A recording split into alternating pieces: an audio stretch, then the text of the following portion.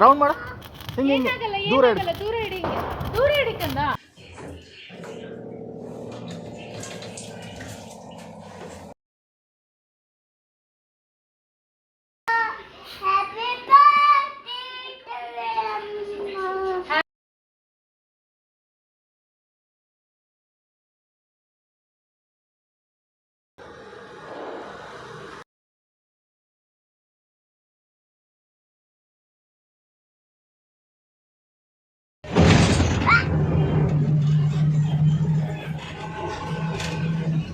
Hi ಎಲ್ರಿಗೂ ನಮಸ್ಕಾರ, welcome back to my channel. ನಾನು ನಿಮ್ಮ ಅಭಿಲಾಷ. ನಾನು ದೀಪಾವಳಿ ಹಬ್ಬನ ಹೇಗೆ ಆಚರಿಸ್ತೆ ಅಂತ ಹೇಳಿ ನಾನು ಈ ವಿಡಿಯೋದಲ್ಲಿ ಶೇರ್ ಮಾಡ್ಕೊತಾ ಇದ್ದೀನಿ. ಆ್ಯಕ್ಚುಲಿ ವಿಡಿಯೋಗಳನ್ನ ನೀಟಾಗಿ ಮಾಡಬೇಕು ಅಂತ ತುಂಬ ಸಾರಿ ಅನ್ಕೊತೀನಿ. ವಿಡಿಯೋ ಸಹ ಇದೆ, ಆದರೆ ಎಡಿಟ್ ಮಾಡಿ ಹಾಕಬೇಕು ಅಂತಂದಾಗ ಬೋರ್ ಅನಿಸುತ್ತೆ. ಬೋರ್ ಅನ್ಸೋದಕ್ಕಿಂತ ಅದಕ್ಕೆ ಟೈಮೇ ಸಿಗೋದಿಲ್ಲ ನನಗೆ. ಪಾಪು ಇರ್ತಾನೆ, ಪಾಪು ಇಲ್ಲ ಅಂತಂದಾಗ ನನಗೆ ಬೇರೆ ಏನೋ ಕೆಲಸ ಇರುತ್ತೆ, ಆ ಥರ ಆಗಿಬಿಟ್ಟಿದೆ. ವಿಡಿಯೋ ಮಾತ್ರ ತುಂಬ ಇದೆ, ಫೋನ್ ಮೆಮೊರಿ ಪೂರ್ತಿ ಆಗಿಬಿಟ್ಟಿದೆ. ಅದನ್ನೆಲ್ಲ ತೊಗೊಂಡು ನಾನು ಎಡಿಟ್ ಮಾಡೋಣ ಅಂತ ಅನ್ಕೊತೀನಿ. ಓಲ್ಡ್ ವೀಡಿಯೋಸ್ಗೆಲ್ಲ ಇದೆ, ನೋಡೋಣ. ಇನ್ಮೇಲೆ ನಾನು ಕರೆಕ್ಟಾಗಿ ವಿಡಿಯೋ ಹಾಕಬೇಕು ಅಂತ ಅನ್ಕೊತಾ ಇದ್ದೀನಿ. ಇನ್ನು ದೀಪಾವಳಿ ಹಿಂದಿನ ದಿನ ಅಂತಂತ ಹೇಳಿದ್ರೆ ಸಂಡೇ ನಾನು ನಮ್ಮ ಅಪ್ಪನ ಮನೆಗೆ ಹೋಗಿದ್ದೆ. ಅಲ್ಲಿ ಹೋಗಿ ಬರೋವಾಗ ನಾನು ಒಂದಷ್ಟು ಈ ಬಾಳೆಕಂಗು ಮತ್ತು ಮಾವಿನ ಸೊಪ್ಪೆಲ್ಲ ತಂದಿದ್ದೆ. ನಾವು ಆಯುಧ ಪೂಜೆ ಮಾಡಿರಲಿಲ್ಲ. ಆಯುಧ ಪೂಜೆ ಮಾಡಿರಲಿಲ್ಲ ಅಂತಂದರೆ ಕಾರು ಮತ್ತು ಗಾಡಿಗೆ ಪೂಜೆ ಮಾಡಿರಲಿಲ್ಲ. ಬೇರೆ ಮನೇಲಿ ಯಾವ ವಸ್ತು ಇತ್ತು ಅದಕ್ಕೆಲ್ಲ ನಾನು ಪೂಜೆ ಮಾಡ್ಕೊಂಡಿದ್ದೆ. ಸರಿ ಅಂತ ಹೇಳಿ ಇವಾಗ ಪೂಜೆ ಮಾಡೋಣ ಅಂತ ಅಂದ್ಕೊಂಡು ಪ್ಲ್ಯಾನ್ ಮಾಡಿಕೊಂಡು ಬರಬೇಕಾದ್ರೆ ಒಂದಷ್ಟು ಏನೇನಿತ್ತು ಅದನ್ನೆಲ್ಲ ತೊಗೊಂಡು ಬಂದಿದ್ದೆ. ಬಾಳೆಕಂಗು, ಮಾವಿಂದು ಎಲೆಗಳು, ಹಾಗೆಯೇ ಅಮ್ಮ ಹೂವು ಕೊಟ್ಟಿತ್ತು, ಕನಕಾಂಬರ ಹೂವು ಮತ್ತು ಕಾಕಡ ಹೂವು ಎಲ್ಲ ಕೊಟ್ಟಿತ್ತು, ಅದನ್ನು ತೊಗೊಂಡು ಬಂದೆ. ಬರ್ತಾ ಚನ್ನಪಟ್ಟಣದಲ್ಲಿ ಒಂದೆರಡು ಹಾರ ತೊಗೊಂಡ್ಬಂದಿದ್ದೆ. ಇಲ್ಲಿ ಸ್ವಲ್ಪ ಕಾಸ್ಟ್ಲಿ ಇದೆ ಅಂತ ಹೇಳಿ ಅಲ್ಲಿ ಸ್ವಲ್ಪ ಕಡಿಮೆ ಸಿಗುತ್ತೆ ಅಂತ ಹೇಳಿ ಅದನ್ನು ಸಹ ನಾನು ತೊಗೊಂಡ್ಬಂದಿದ್ದೆ.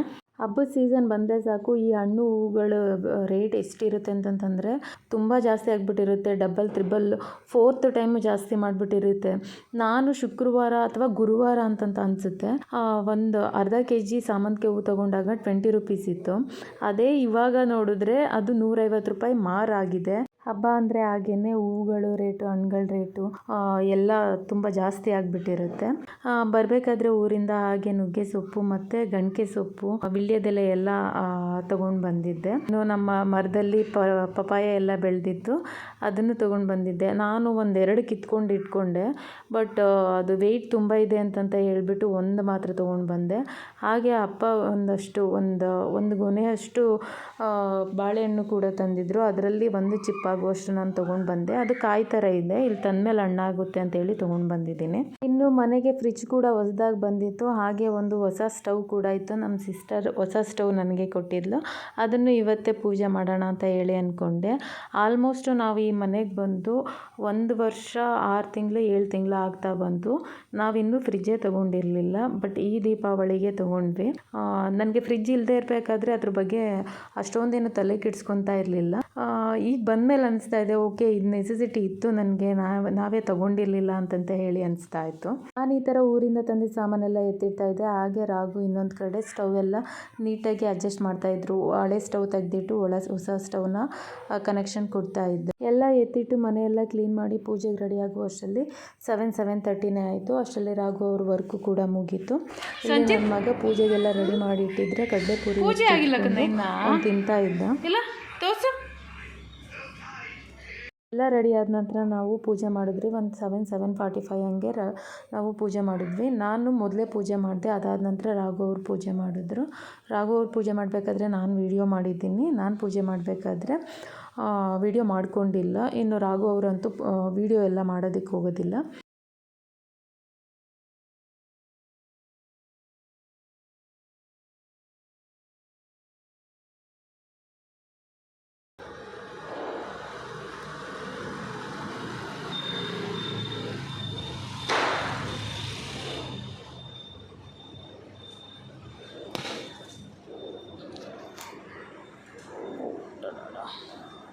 ಏನದಕ್ಕಂದ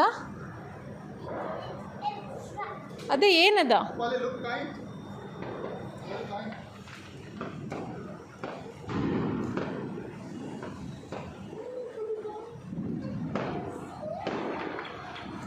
ಎತ್ಕೊಂಬರ್ತಾನೆ ಅವನು ರಾಘು. ಅದ್ರ ಬಗ್ಗೆ ಗೊತ್ತಿಲ್ಲ ನನಗೆ.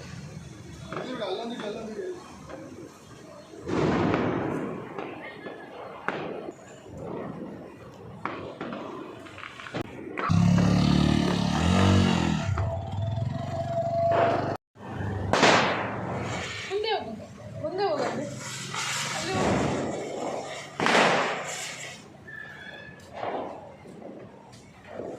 ರೌಂಡ್ ಮಾಡಿ, ರೌಂಡ್ ಸ್ವಲ್ಪ ದೂರ ಇಟ್ಕೊ. ಅದು ಗುಡ್.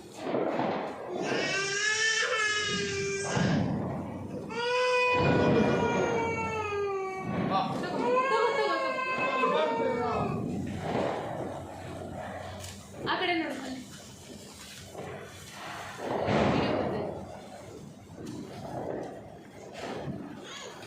ಪೂಜೆ ಎಲ್ಲ ಆದಮೇಲೆ ಅವರು ಗಾಡಿನಲ್ಲಿ ಒಂದು ರೌಂಡ್ ಹೋಗಿ ಬಂದರು. ಅದಾದಮೇಲೆ ಕಾರಲ್ಲಿ ನಾವು ಕೂಡ ಒಂದು ರೌಂಡ್ ಹೋಗಿ ಬಂದ್ವಿ. ಆಮೇಲೆ ಪಟಾಕಿ ಹೊಡೆಯೋಣ ಅಂತ ಹೇಳಿ ಒಂದಷ್ಟು ಕಡ್ಡಿ, ಕುಂದ ಮತ್ತು ಸುಸುಬತ್ತಿ ಈ ಥರದ್ದು ಮಾತ್ರ ತಂದಿದ್ದರು. ಯಾವುದು ದೊಡ್ಡ ಪಟಾಕಿಗಳು ತಂದಿರಲಿಲ್ಲ. ಈ ಥರದೇ ಎಲ್ಲ ಪಟಾಕಿಗಳನ್ನು ನಾವು ಹೊಡೆದ್ವಿ. ಆಯುಧ ಪೂಜೆನಲ್ಲಿ ಗಾಡಿ ಮತ್ತು ಕಾರಿಗೆ ಪೂಜೆ ಮಾಡೋಕ್ಕಾಗಿರಲಿಲ್ಲ. ದೀಪಾವಳಿನಲ್ಲಿ ನೀಟಾಗಿ ಪೂಜೆ ಮಾಡಿದ್ವಿ ಅನ್ನೋ ಖುಷಿ ಅನ್ನಿಸ್ತು. ಹಬ್ಬ ಎಲ್ಲ ಚೆನ್ನಾಗಾಯಿತು, ಸಿಂಪಲ್ಲಾಗಿ ಆಯಿತು, ಚೆನ್ನಾಗಾಯಿತು. ಊರಿಗೆ ಹೋಗೋಕ್ಕಾಗಿರಲಿಲ್ಲ, ಅದೊಂದು ಬೇಜಾರಿತ್ತು. ಆದರೂ ಕೂಡ ಇಲ್ಲೇ ನೀಟಾಗಿ ಪೂಜೆ ಮಾಡಿದ್ವಿ ಅನ್ನೋ ಸ್ಯಾಟಿಸ್ಫ್ಯಾಕ್ಷನ್ ಇತ್ತು.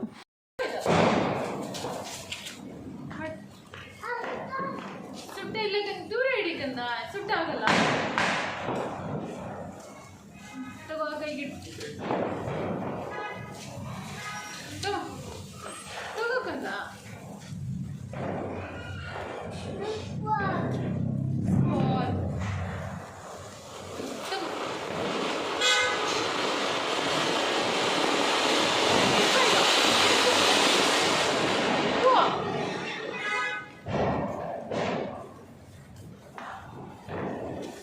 ದೂರ ಇಟ್ಟು ಹಿಂಗೆ ದೂರ ಮುಂದೆ ಪಟಾಕಿ ಎಲ್ಲ ಹೊಡೆದಾದ್ಮೇಲೆ ನಾನು ಸ್ವಲ್ಪ ಫ್ರೀ ಆದೆ. ಅದಾದಮೇಲೆ ಸ್ವಲ್ಪ ಸಿಂಪಲ್ಲಾಗಿ ವಿಡಿಯೋ ಮಾಡಿಕೊಂಡೆ. ರಂಗೋಲಿನೂ ಕೂಡ ಸಿಂಪಲ್ಲಾಗೆ ಹಾಕಿದ್ದೆ. ಹಾಗೆ ಪ್ರಸಾದ ಅಂತಂತ ಹೇಳಿ ನಾವು ಸ್ವೀಟು ಮತ್ತು ಕಡಲೆಪುರಿ ತಂದಿದ್ದರು. ಇನ್ನು ಹೊಸ ಸ್ಟವ್ ಇತ್ತು, ಅದನ್ನು ಕೂಡ ನಾನು ಓಪನ್ ಮಾಡೋಣ ಹಚ್ಚೋಣ ಅಂತ ಹೇಳಿ ಒಳಗಡೆ ಬಂದೆ. ಹೊಸದು ಇವತ್ತೇ ನಾನು ಓಪನ್ ಮಾಡ್ತಾಯಿದ್ದೀನಿ. ಆಯುಧ ಪೂಜೆ ದಿನ ಹೇಳಿದೆ ಇವರಿಗೆ ಅದನ್ನು ಕನೆಕ್ಷನ್ ಕೊಡಿ, ಅದನ್ನು ಪೂಜೆ ಮಾಡ್ತೀನಿ ಅಂತ ಹೇಳಿ. ಇವರೇನೋ ವರ್ಕಲ್ಲಿದ್ದರು, ಸೊ ಆಗಲ್ಲ ಅಂತಂತ ಹೇಳಿಬಿಟ್ರು. ಸರಿ ಬಂದೆ, ಸರಿ ಇದಕ್ಕೆ ಮಾಡ್ಕೊಳ್ಳೋಣ, ದೀಪಾವಳಿಗೆ ಗಾಡಿಗೆ ಪೂಜೆ ಮಾಡ್ದಂಗೆ ಮಾಡ್ಕೊಳ್ಳೋಣ ಅಂತೇಳಿ ಸುಮ್ಮನೆ ಆಗಿದ್ದೆ. ಸೊ ಇವತ್ತು ಕನೆಕ್ಷನ್ ಕೊಟ್ಟರು ಅಂತ ಹೇಳಿ ನಾನು ಅದನ್ನು ಕೂಡ ಓಪನ್ ಮಾಡ್ತಾಯಿದ್ದೀನಿ. ಇದು ನನಗೆ ನಮ್ಮ ದೊಡ್ಡ ಸಿಸ್ಟರ್ ಕೊಟ್ಟಿದ್ದು. ಮೊದಲು ಸ್ಟೈಕಲ್ಲ, ಅದು ರಾಘು ಅವರ ಎರಡನೇ ಸಿಸ್ಟರ್ ಕೊಟ್ಟಿದ್ದರು. ಅದು ಕೂಡ ತುಂಬ ಚೆನ್ನಾಗಿದೆ, ಚೆನ್ನಾಗಿ ವರ್ಕ್ ಆಗುತ್ತೆ. ಬಟ್ ಸ್ಪೇಸ್ ಕನ್ಸಂಪ್ಷನ್ ಅದು ತುಂಬ ತಗೊಳ್ಳುತ್ತೆ. ಇದು ಸ್ವಲ್ಪ ಏನು ಹೇಳ್ತಾರೆ, ಸ್ಲಿಮ್ ಆಗಿದೆ ಮತ್ತು ಸ್ಪೇಸ್ ಕನ್ಸಂಪ್ಷನ್ ತುಂಬ ಕಡಿಮೆ ಇರುತ್ತೆ. ಚೆನ್ನಾಗಿದೆ ಅಂತಂತ ಅನ್ನಿಸ್ತು. ಗೊತ್ತಿಲ್ಲ ಗ್ಲಾಸಿಂದು ಎಷ್ಟು ದಿನ ಬರುತ್ತೆ ಅಂತ ಹೇಳಿ. ನೋಡೋಣ, ಬಂದಷ್ಟು ದಿನ ಚೆನ್ನಾಗಿ ಬರಲಿ ಅಂತಂತ ಅಂದ್ಕೊತೀನಿ ನಾನು. ಇನ್ನು ಆಲ್ರೆಡಿ ಲೇಟ್ ಆಗಿತ್ತು, 8 ಗಂಟೆ ಆಗಿತ್ತು. ಸೊ ಹಾಗಾಗಿ ಹಾಲೇನು ತಂದು ಬಿಸಿ ಏನು ಮಾಡೋದಕ್ಕೆ ಹೋಗಿಲ್ಲ. ನೀರೇನಿತ್ತು ಅದನ್ನು ಬಿಸಿ ಮಾಡೋದಕ್ಕೆ ಅಂತ ಇಟ್ಟೆ. ಹಾಗೆ ನಾವು ಒಂದು ಹೊಸ ಫ್ರಿಜ್ ಕೂಡ ತೊಗೊಂಡಿದ್ವಿ. ಇದನ್ನು ನಾನು ಓಪನ್ ಮಾಡಿ ತೋರಿಸ್ತಾ ಇದ್ದೀನಿ. ನನಗೆ ಫ್ರಿಜ್ಜು ತರೋಕ್ಕಿಂತ ಮುಂಚೆ ಅಷ್ಟು ಖುಷಿಯಾಗಿಲ್ಲ, ತಂದಾದ್ಮೇಲೆ ಖುಷಿ ಆಯಿತು. ಅದಕ್ಕೆ ತರೋದಕ್ಕಿಂತ ಮುಂಚೆ ನನಗೆ ಅದರದ್ದು ಉಪಯೋಗ ಏನು ಅಥವಾ ನೆಸೆಸಿಟಿ ಏನಿತ್ತು ಅನ್ನೋದ್ರ ಬಗ್ಗೆ ಅಷ್ಟೊಂದು ತಲೆ ಕೆಡಿಸ್ಕೊತಾ ಇರಲಿಲ್ಲ. ತಂದಾದಮೇಲೆ ಓಕೆ, ಇದಕ್ಕೆ ನನಗೆ ಎಷ್ಟು ಪ್ರಾಬ್ಲಮ್ ಆಗ್ತಾಯಿತ್ತು ಅಂತಂತ ಹೇಳಿ ಅನ್ನಿಸ್ತಾಯಿತ್ತು.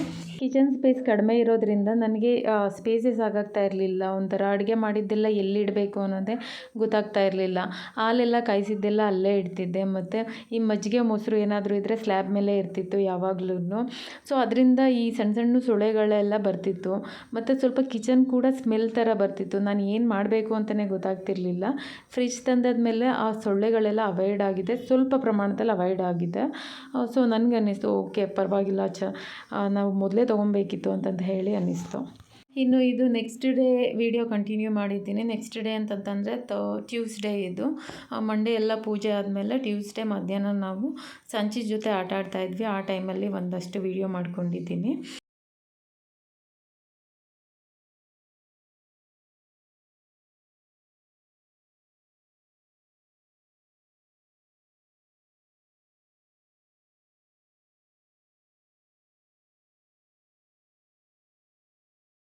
ಟ್ಯೂಸ್ಡೇನು ಸಿಂಪಲ್ಲಾಗಿ ದೀಪ ಹಚ್ಚಿ ಪೂಜೆ ಮಾಡಿದ್ವಿ. ಅದನ್ನೆಲ್ಲ ವೀಡಿಯೋ ಮಾಡೋಕ್ಕೋಗಿಲ್ಲ. ಇನ್ನು ಇದು ನೆಕ್ಸ್ಟ್ ಡೇ ವೆಡ್ನೆಸ್ಡೇ ನಾನು ರಂಗೋಲಿ ಎಲ್ಲ ಬಿಟ್ಟು ನೀಟಾಗಿ ಚೆನ್ನಾಗಿ ಪೂಜೆ ಮಾಡ್ಕೊಂಡಿದ್ದೆ. ಒಂದು ಕ್ಲಿಪ್ಪಿಂಗ್ನ ನಾನು ತೊಗೊಂಡಿದ್ದೀನಿ. ಇನ್ನು ಊಟಕ್ಕೆ ಅಂತಂತ ಹೇಳಿ ವಡೆ ಮಾಡಿದ್ದೆ ಮತ್ತು ಸೊಪ್ಪಿಂದು ಸಾಂಬಾರು ಮಾಡಿದ್ದೆ, ಪಾಯಸ ಮಾಡಿದ್ದೆ.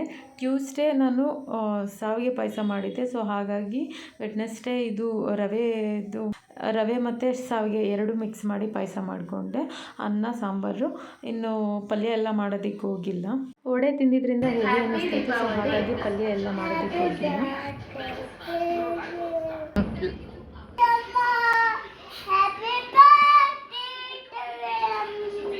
ಹ್ಯಾಪಿ ಬರ್ತ್ ನಾನು ಅಂತ ಹೇಳ್ತೆ. ಹ್ಯಾಪಿ ದೀಪಾವಳಿ ಹೇಳು. ಹ್ಯಾಪಿ ಬರ್ತ್ಡೇ ಅಮ್ಮ. ಬಿಡಿ, ಕೈ ಬಿಡಿ. ರೌಂಡ್ ರೌಂಡ್ ಮಾಡ. ಏನಾಗಲ್ಲ, ದೂರ ಇಡಿ, ದೂರ ಹಿಡಿಕಂದ, ದೂರ ಹಿಡಿ. ಇಲ್ಲಿ ನೋಡಿ, ಆಯ್ತು. ಇಲ್ಲಿ ನೋಡಿ, ಪಾರ್ಕ್ ಇಲ್ಲಿ ನೋಡು. ಸ್ಮೈಲ್. ಮುಂದೆ ಬಾ, ಇಲ್ಲಿ ಬಾ. ಬಿಡಿ. ಇಲ್ಲಿ ನೋಡ, ಈಗ ನನ್ನ ನೋಡು ಪಪ್ಪ, ಇಲ್ಲಿ ನನ್ನ ನೋಡು. ಪಟಾಕಿ ಹೊಡಿಬೇಕಾದ್ರೆ ಸಂಚಿತ್ ಸ್ವಲ್ಪ ಹೆದ್ರುಕೊತಾ ಇದ್ದ. ಅದು ಸ್ಪಾರ್ಕ್ ಬರ್ತಾ ಇದೆ, ಲೈಟ್ ಸ್ಪಾರ್ಕ್ ಅಂತಂತ ಹೇಳಿ ಅವನು ಹಿಂದೆ ಓಡ್ತಾ ಇದ್ದ. ನಾವು ಮತ್ತೆ ಕರ್ಕೊಂಡು ಬಂದು ಅವ್ನು ನಾವು ಕೈಯಲ್ಲಿ ಹಿಡಿಸ್ಕೊಂಡು ಅವನ ಜೊತೆ ಮಾಡಿಸ್ತಾ ಇದ್ವಿ. ಆದರೂ ಕೂಡ ಅವನು ಹೆದ್ರುಕೊತಾ ಇದ್ದ. ಸರಿ ಅಂತ ಹೇಳಿ ಒಂದೆರಡು ಫೋಟೋ, ಒಂದು ಸ್ವಲ್ಪ ಹೊತ್ತು ಒಂದು ನಿಮಿಷದಷ್ಟು ವೀಡಿಯೋ ತೊಗೊಂಡು ಅದಾದಮೇಲೆ ನಾವೇ ಹಚ್ಬಿಟ್ಟು ಸುಮ್ಮನೆ ಆದ್ವಿ. ಅವ್ನು ಬರಲೇ ಇಲ್ಲ. ಅದಾದಮೇಲೆ ಸುಮ್ಮನೆ ದೂರ ನಿಂತ್ಕೊಂಡು ಸುಮ್ಮನೆ ಕುಣಿತಾ ಇದ್ದ ಅಷ್ಟೇನೆ. ಪಟಾಕಿ ಹೊಡೆಯೋದ್ರಿಂದ ನಾಯ್ಸ್ ಪೊಲ್ಯೂಷನ್, ಏರ್ ಪೊಲ್ಯೂಷನ್ ಎಲ್ಲ ಆಗುತ್ತೆ ಅಂತಂತ ಹೇಳ್ತಾರೆ. ಹೌದು, ಅದು ಸಹ ನಿಜನೇ ಕೂಡ. ಆದರೆ ವರ್ಷಕ್ಕೊಂದೇ ಸರಿ ಹಬ್ಬ ಬರೋದು. ಹಬ್ಬ ಬಂದಾಗ ದೀಪಗಳನ್ನ ಚೆನ್ನಾಗಿ ಹಚ್ಚಿ, ಹಾಗೆಯೇ ಒಂದೆರಡು ತುಂಬ ಡೇಂಜರಸ್ ಪಟಾಕಿ ಇಲ್ಲದೆ ಇರೋದು ಒಂದೆರಡು ಪಟಾಕಿ ಹಚ್ಚಿ ನಮ್ಮ ಸಂತೋಷಕ್ಕೆ ಅಥವಾ ಮಕ್ಕಳು ಸಂತೋಷಕ್ಕೆ ಒಂದು 5ರಿಂದ 10 ನಿಮಿಷ ಪಟಾಕಿನ ಹೊಡೆದು ಬಂದರೆ ಏನಾಗಲ್ಲ. ಇನ್ನು ದಿನ ಪೂರ್ತಿ ಹೊಡೆಯೋದು ಅಥವಾ ಅರ್ಧ ಗಂಟೆ 1 ಗಂಟೆ ಹೊಡೆಯೋದು ಅದೆಲ್ಲ ಆದರೆ ನಾಯ್ಸ್ ಪೊಲ್ಯೂಷನ್, ಏರ್ ಪೊಲ್ಯೂಷನ್ ಹೆಚ್ಚಾಗಿ ಆಗುತ್ತೆ. ಈ ಥರ ನಮಗೆ ಖುಷಿಗೆ, ಸೆಲೆಬ್ರೇಷನ್ಗೆ ಅಂತ ಒಂದು 5ರಿಂದ 10 ನಿಮಿಷ ಹೊಡೆಯೋದ್ರಿಂದ ಏನೂ ಆಗಲ್ಲ ಅಂತಂತ ಅನ್ಕೊತೀನಿ. ಇದು ಇನ್ನು ಈ ಕ್ಲಿಪ್ಪಿಂಗ್ಸ್ ಬಂದು ಆಯುಧ ಪೂಜೆ ದಿನ ಮಾಡಿದ್ದು. ಆವತ್ತಿನ ದಿನ ಕಾರೆಲ್ಲ ವಾಶಿಗೆ ಕೊಟ್ಟಿರಲಿಲ್ಲ. ಸೊ ಹಾಗಾಗಿ ಮನೇಲಿರೋ ವಸ್ತುಗಳಿಗೆ ನಾನೇ ಸಿಂಪಲ್ಲಾಗಿ ಪೂಜೆ ಮಾಡಿದ್ದೆ. ಅವ್ರ ಲ್ಯಾಪ್ಟಾಪು, ನನ್ನ ಲ್ಯಾಪ್ಟಾಪು, ಹಾಗೆ ಪಾಪುದ್ದು ಸೈಕಲ್ಗಳು, TV, washing machine, water purify ಏನಿದೆ ಅದಕ್ಕೆಲ್ಲ ನೀಟಾಗಿ ಒರೆಸಿ ಪೂಜೆ ಮಾಡಿ ಹಬ್ಬ ಆಚರಿಸಿದ್ದಾಯಿತು.